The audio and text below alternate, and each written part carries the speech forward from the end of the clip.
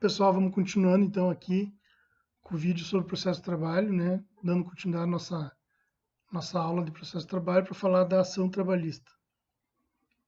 O que é a ação? É o direito de provocar o judiciário por parte do cidadão, né? O direito de provocar o exercício da tutela judicial pelo Estado para solucionar dado conflito existente entre as partes. Então esse é o direito de ação, essa é a ação que nós vamos estudar. Nós temos no processo de trabalho dois tipos de ações, aliás, dois tipos não. Nós temos basicamente dois tipos de ação, que é o dissídio individual e o dissídio coletivo. Claro, nós temos ações especiais, procedimentos especiais, outras ações específicas, enfim, mas basicamente nós separamos as ações em dissídios individuais e dissídios coletivos. Tá? A ação trabalhista, nós damos o nome de reclamatória ou reclamação. Tá? Isso vem lá da época que o judiciário trabalhista não era judiciário, era um órgão do Ministério do Trabalho, onde se fazia essa reclamação ou reclamatória. Então, até hoje, existe ainda esse nome de reclamação ou reclamatória para nomenclatura da ação trabalhista. Entre os elementos da ação, nós temos o sujeito, o objeto e a causa de pedir. Tá? O sujeito é a pessoa que pode ingressar com o processo. Tá? Sujeito ativo, sujeito passivo, a pessoa contra quem se pode entrar com o processo. Autor e réu, reclamante e reclamado, demandante e demandado. E o objeto é o pedido de obtenção do pronunciamento judicial e a causa de pedir é o direito buscado, que é a mistura do fato e do direito. Tá? Então, nós vamos ter o objeto, que é o pedido. Bom, então, o que é o objetivo receber ao ajuizar essa ação?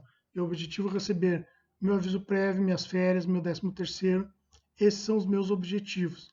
E minha causa de pedir, que é o direito buscado, é o meu direito a um aviso prévio, direito a férias, direito ao 13º, porque eu cumpri ou não cumpri determinadas atividades, porque eu fiz jus, eu preenchi tais elementos, tais requisitos, e a lei estabelece que se eu preencher tais requisitos, eu tenho direito àquelas verbas, por exemplo. Tá? Entre as condições da ação, nós temos a possibilidade de pedido, o interesse de agir e a legitimidade de partes. Dentro da condição de ação, a possibilidade jurídica do pedido ela deixou de ser uma condição de ação com o novo Código de Processo Civil 2015. Tá? Até 2015, nós tínhamos como condições de ação essas três características, essas três possibilidades. Legitimidade, interesse de agir e possibilidade jurídica do pedido. Agora nós temos apenas a condição de agir, interesse de agir e a legitimidade. A possibilidade jurídica do pedido ela passou a ser, se inexistente, se não for possível juridicamente o pedido. Se o pedido for juridicamente possível, nós vamos ter uma improcedência da ação e não uma extinção sem resolução do mérito. Tá? De qualquer forma, o que é essa possibilidade jurídica do pedido? Significa dizer que a pretensão buscada pelo autor deve estar amparada no ordenamento jurídico. Não adianta eu postular algo que não há direito prevendo minha possibilidade. O exemplo que eu dei para vocês quando eu falei isso em aula foi do adicional de penosidade. Tá? A Constituição Federal ela estabelece que todo empregado tem direito ao adicional de periculosidade, ao adicional de insalubridade e ao adicional de penosidade nos termos da lei ou nos termos de legislação complementar. Nós temos na CLT a regulamentação da insalubridade e da periculosidade, mas não temos nem na CLT nem em outra regra legal a regulamentação do adicional de penosidade. Esse adicional de penosidade ele deveria ser dito. Então, o que é o adicional de penosidade? Se é trabalhar em condições muito frias, muito quentes, muito cansativas, muito estressantes, enfim, mas para isso muitas vezes já tem a própria questão da insalubridade que se confundiria com a penosidade. Então, se eu ajuizar uma ação pedindo adicional de penosidade, eu não vou levar. Vai ser julgada improcedente por falta de condições de ação. Tá? Não há direito previsto para regulamentar esta minha pretensão, esse meu pedido. Então, de falar que o pedido tem que ser juridicamente possível é falar que ele tem que estar previsto no ordenamento jurídico, ser protegido, a minha pretensão tem que ser protegida pela legislação, tá? Previsto no ordenamento jurídico. O interesse de agir significa que o autor deve ter necessidade de agir. Tá? Se o direito não foi violado ou se a parte puder atingir o direito delas sem o auxílio do judiciário, nós temos uma falta de interesse de agir. Vamos pensar o seguinte, eu tenho direito como trabalhador, como empregado, a férias de 30 dias após 12 meses de trabalho. Após esses 12 meses, eu entro no período concessivo das minhas férias. Tem o período aquisitivo, que são os 12 meses iniciais, e os 12 meses posteriores eu chamo de período concessivo. O período concessivo ele é dos outros 12 meses. Então não adianta eu terminar os 12 meses de aquisição do direito a férias e querer já no dia seguinte tirar férias. Até porque quem escolhe o dia para sair de férias é o empregador e não o empregado. Então, se eu ajuizar uma ação dizendo que eu não recebi as férias, mas eu ainda não obtive o meu direito às férias, ou ainda estou dentro do prazo, a empresa ainda está dentro do prazo para me conceder as férias, eu vou ter uma falta de interesse de agir porque não teve nenhum direito violado, nenhuma pretensão resistida. Tá?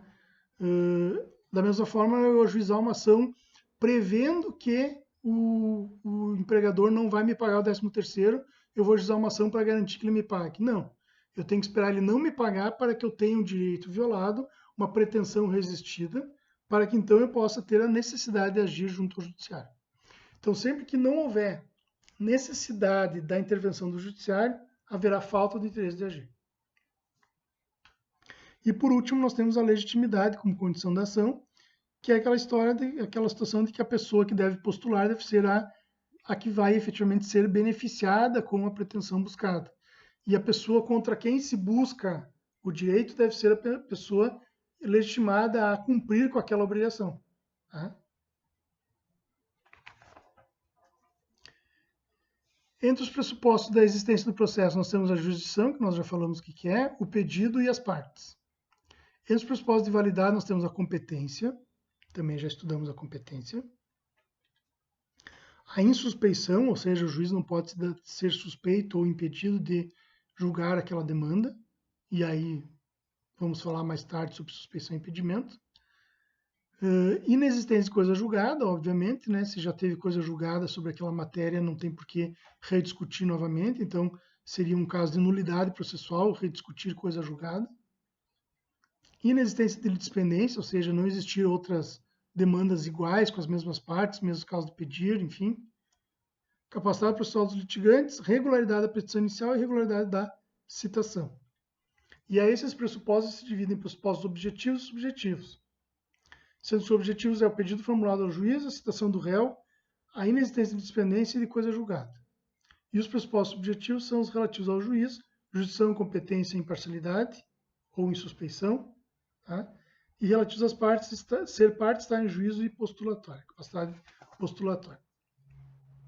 Quem é que tem capacidade de estar em juízo? A princípio, em regra, grosseiramente falando, todos os maiores de idade. Né? No caso do processo de trabalho, todos os maiores de 16 anos, porque a partir de 16 anos já se pode trabalhar com carteira assinada. E quem é que pode postular em juízo? Quem é que tem capacidade postulatória? Os advogados. Tá? Quem tem a capacidade de postular em juízo em favor das pessoas são os advogados. Então, a capacidade postulatória está relacionada ao advogado. O advogado está regularmente inscrito nos quadros da Ordem dos Advogados do Brasil.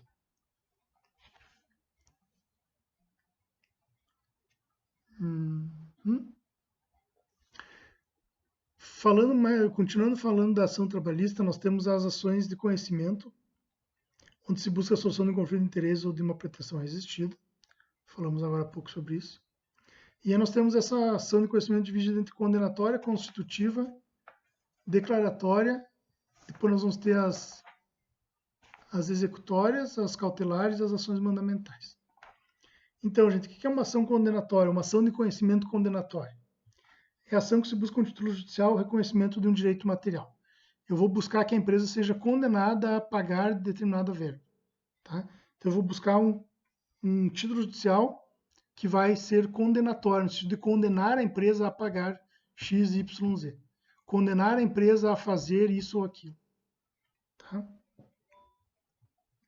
Constitutiva, quando se busca a criação, modificação ou extinção de uma relação jurídica. Então, quando se busca reconhecer, por exemplo, a existência de um vínculo empregatício. Tá? É uma ação uma sentença constitutiva, porque vai constituir o direito do empregado postular em juízo as verbas trabalhistas de um vínculo trabalhista, de um vínculo empregatício. E as declaratórias, que se busca apenas declarar a existência ou inexistência de uma relação jurídica. A ação executória busca a execução, o cumprimento do que foi determinado no processo de conhecimento. Então, é a execução da sentença, ou, mais corretamente falando, o cumprimento da decisão judicial, o cumprimento da sentença. Ações cautelares buscam aquelas questões urgentes, acautelatórias, né, providências judicionais onde se há urgência. E as mandamentais se busca com que a autoridade cumpra uma ordem fazendo ou deixando de fazer algo. E aí nós temos a classificação do procedimento entre ordinário, sumaríssimo e especial. Né? Falei para vocês já do ordinário, ou melhor, ordinário é a regra, sumaríssimo são abaixo de 60 salários mínimos. 60 ou 40? Vamos conferir. Tá? Já vamos ver aqui na minha cola aqui.